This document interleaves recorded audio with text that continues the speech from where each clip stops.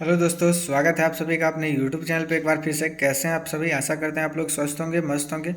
बहुत ही important topic लेके आ चुके हैं बीटीएससी एएनएम 10,709 पोस्ट के रिगार्डिंग।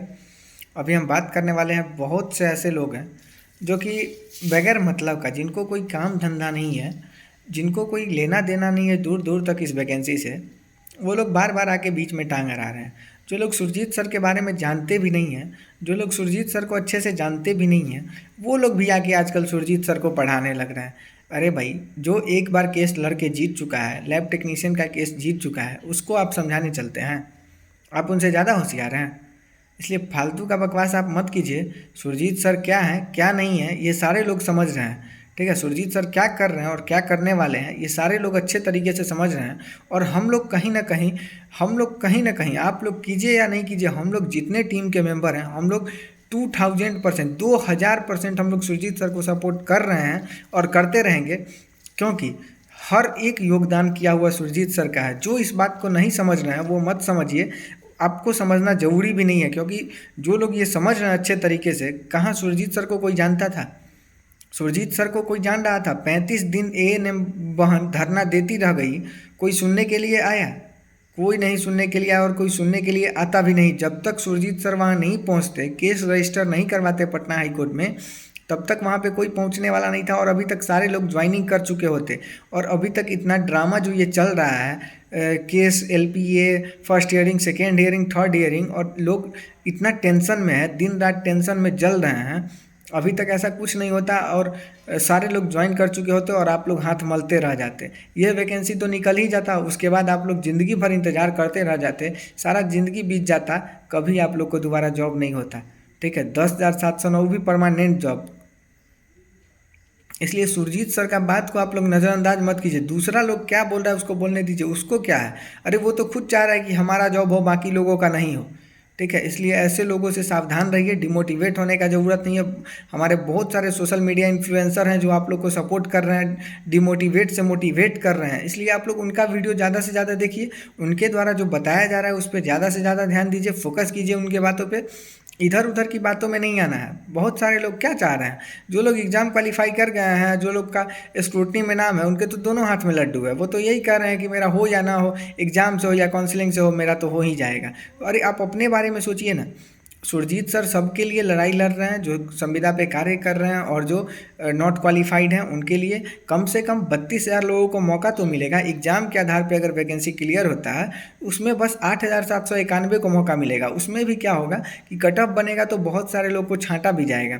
अरे मान लेते हैं 7,000 लोगों को भी अगर जॉब होता है, तब भी 3,000 सीट खाली रह जाएगा कहीं ना कहीं। क्या 3,000 सीट पे अगर हम लोग अगर काउंसलिंग के आधार पे वैकेंसी क्लियर करवाते हैं तो 10,709 टोटल पोस्ट भरेगा। उसमें क्या होगा कि 10,709 पोस्ट में क्या किसी के घर में छोटे छोटे बच्चे नहीं हैं? बस एग्ज़ाम क्वालिफाई जो किए हैं उन्हीं के घर में छोटे छोटे बच्चे हैं, और वही लोग योग्य हैं। जो संविदा पे कार्य कर रही हैं वो योग्य नहीं है क्या? तो ऐसे लोगों से आप लोग को बिल्कुल डिमोटिवेट नहीं होना है, एकदम मोटिवेट रहिए। 100% केस में जीत होगा। क्योंकि सुरजीत सर जितना अनुभवी आदमी मैंने अपनी ज़िंदगी में अभी तक नहीं देखा है, या फिर मैंने बहुत सारे लोग से बात भी किया है उनके बारे में, जो लोग उन्हें पर्सनली जानते हैं। उनका 100% कहना है कि सुरजीत सर जैसा अभी तक कोई नहीं है। क्योंकि वो बहुत ही महत्वपूर्ण जानकारी रखते हैं हमेशा। उनके पास 14-15 एविडेंस एनी टाइम था, जिसके कारण आप लोग 1 मार्च को फर्स्ट केस में आप लोग की जीत हुई। क्योंकि उन्हीं का एविडेंस लगाया हुआ था, 14-15 एविडेंस जो पटना हाई कोर्ट का, कर्नाटक हाई कोर्ट का, सुप्रीम कोर्ट का लगाया हुआ था, सारा उन्हीं के द्वारा प्रूफ इकट्ठा किया गया था। है किसी में हिम्मत इतना प्रूफ इकट्ठा करके पटना हाई कोर्ट में जमा करने का? है किसी में हिम्मत एक दिन में जाके केस रजिस्टर करवाने का, 10 दिन बाद जाके फर्स्ट हियरिंग लेने का, उसके बाद 3 महीने के अंदर फाइनल जजमेंट निकालने का? हिम्मत है किसी में? अगर है हिम्मत तो मेरे मैसेज में, मेरे कमेंट बॉक्स में कमेंट करके बताइए उनका नाम।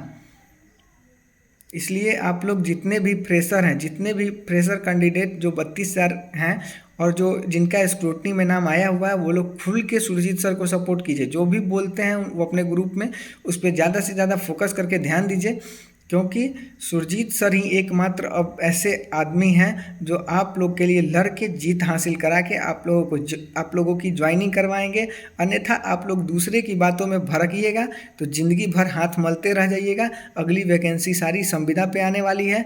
उसके बाद एग्ज़ाम होगा संविदा के जॉब में भी 10,000 सैलरी के लिए 2 बार एग्ज़ाम दीजिए, उसके बाद भी अगर परमानेंट नहीं होइएगा तो कहीं के नहीं रह जाइएगा। ये लास्ट मौका है, इसको अगर गंवा दिए ये 1,000-2,000 के चक्कर में तो ज़िंदगी भर हाथ मलते रहिए। इसके बाद कोई दूसरा उपाय नहीं रहेगा सरकार से लड़ने का, क्योंकि 2024 की जो नियमावली बनी हुई है उसमें स्पष्ट रूप से लिख दिया गया है कि नियम में हम जब चाहेंगे तब बदलाव कर सकते हैं। अभी तो सरकार और बीटीएससी और स्वास्थ्य विभाग जो भी है बहुत अच्छे तरीके से घिरा हुआ है और सारा एविडेंस हम लोग के लिए पॉजिटिव ही पॉजिटिव निकल के आ रहा है। अभी तक एक भी निगेटिव नहीं आया है।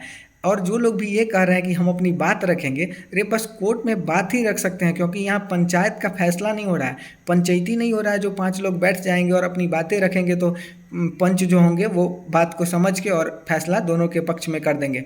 यहाँ कोई लड़ाई झगड़ा वाला पंचायती नहीं हो रहा है, यहाँ प्रूफ चाहिए, एविडेंस चाहिए, जो कि सुरजीत सर के पास बहुत सारा एविडेंस है और बहुत सारा प्रूफ है, जिसके बदौलत 1 मार्च को फाइनल जजमेंट आया संविदा वालों के पक्ष में, एग्ज़ाम जो नॉट क्वालिफाइड हैं उनके पक्ष में। इसलिए आप लोग को जो बताया जाता है सारी बातों को अच्छे से समझिए और ध्यान से समझिए, लोगों के बहकावे में मत आइए। लाइफ आपका है, आपको इस पे डिसीजन लेना है, दूसरे के बात में आपको आके डिसीजन नहीं लेना है। इसलिए वीडियो को ज़्यादा से ज़्यादा शेयर कीजिए और चैनल पे नए हैं तो चैनल को सब्सक्राइब कीजिए। इसी तरह की सारी वीडियो आप तक समय समय पे मिलती रहेगी।